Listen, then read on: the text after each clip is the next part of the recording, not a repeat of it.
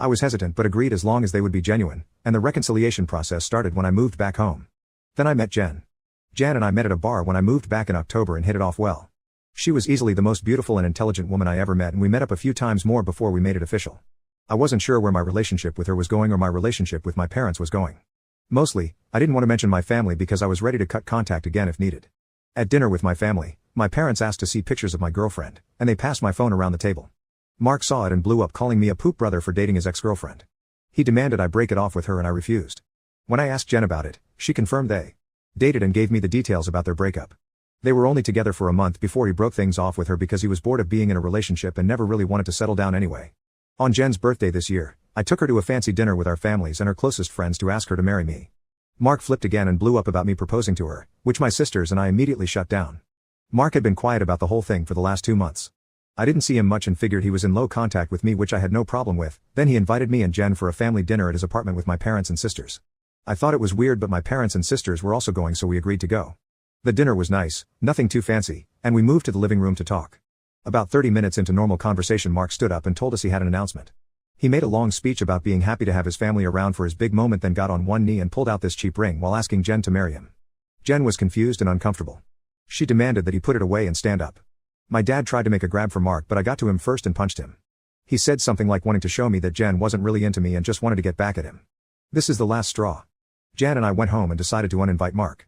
A few days later, my mom stopped by my house and said she wanted to discuss my wedding. She asked me why I was so adamant about Mark not coming. She said that I shouldn't be so insecure about Mark and Jen's previous relationship, and that uninviting him, as he said that if I weren't going to re-invite Mark then she would not be coming either because I'm ostracizing her son. I shrugged and told her that if that's what she wants, she can toss her invite in the trash because I won't beg her to be there. She asked me if I would be okay with her not attending, and I told her it wouldn't be the first time she missed an event because of Mark. She said I was being an off for throwing her past mistakes in her face, and she stormed out. About 2 weeks after she decided not to attend the wedding, she stopped by and said she wanted to clear the air and talk about everything. She said she couldn't get over me not inviting her because of a simple mistake. I reminded her that his simple mistake was proposing to my fiancé with me sitting less than 3 feet away from him, and she said it was just a joke. Things got pretty heated up and we were having a screaming match. Jen got up and started walking towards the door. My mom followed her, still screaming at her. By this point, she's yelling about her tearing our family apart. While Jen was unlocking the front door, my mom grabbed her hair and pulled her to the ground, still screaming. She hit her and tried to claw her face, and I dragged her off of her and threw her outside. She banged on the door for a few minutes while I made sure Jen was okay before she left and called the both of us repeatedly.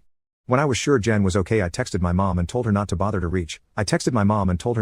reaching out again because we'd never speak to her again, even though Jen doesn't want to pursue anything. It's not up to us to decide whether it goes further, but they would keep our preference in mind. After that, I was shocked when my mom tried to corner me leaving my job, and screamed at me about trying to ruin her life. She kept screaming that I was an awful son for trying to get her arrested over a small misunderstanding, and she didn't understand what she'd done to deserve being punished like this. I told her that she shouldn't have hit Jen if she didn't like being in legal trouble. She demanded that I tell the police to forget the report, which I refused. I told her what the officer said about it being out of my hands. I also told her that I would never forgive her for what she did to Jen and what she did to me and my sisters growing up. She started to say how I should move on like my sisters, but I cut her off and told her that she should take their forgiveness and move on because she would never receive it from me.